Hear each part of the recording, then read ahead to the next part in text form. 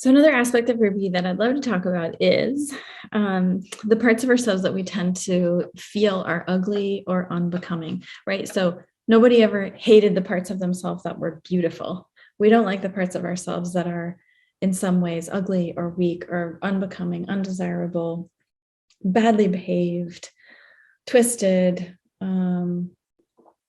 evil, you name it. Those are the parts of ourselves that we tend to fight. And fighting is something I'd love to talk about. Oftentimes we fight ourselves. And I mean, even if you just think of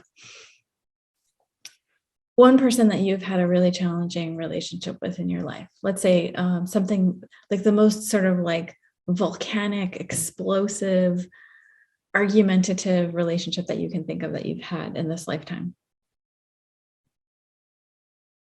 And have you ever found that turning up the heat and like digging in your heels and fighting even more fiercely ever really solves the problem with that person? Usually not. Usually we get further when we are able to soften, when we're able to slow down and be a little more kind. And I mean, the same thing, I mean, as simple as like when someone calls into LOTUSWEI, for example, and they have a problem, we have such an amazing community that rarely does anyone call in and complain about anything. Even if there's actually a really legitimate problem, people are so sweet. But we have always made it a practice to go above and beyond and really just do whatever it takes to make people happy, because that's what we're in the business of, is making people happy. But there have been rare occasions where somebody calls and they're really upset about something. And, you know, we know that the way to that person's heart and to reaching an understanding and to making them happy is not to fight them or argue about anything. It's to, receive whatever it is, to take it in, to understand, to be compassionate, and then to find a solution that makes them happy. And that usually, blows people away, where they have that saying like, kill him with kindness. And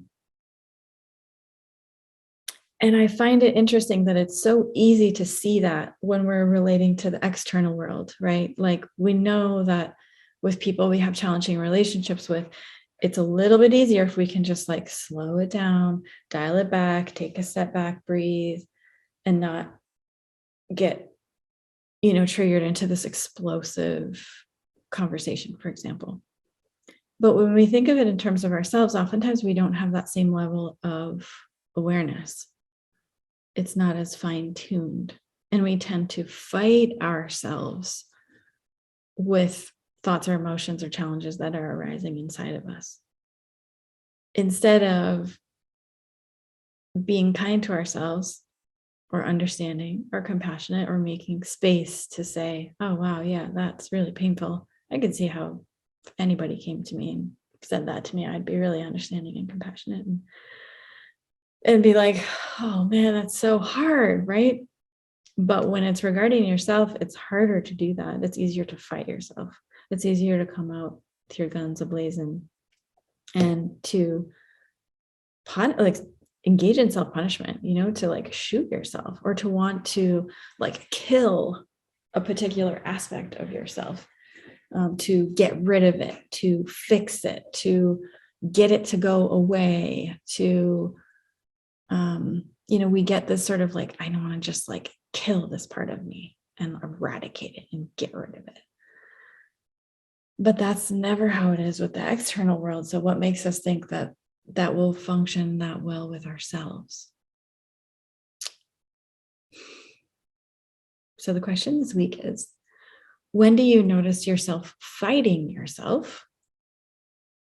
And how can you allow that awareness to help you soften and understand your own humanity?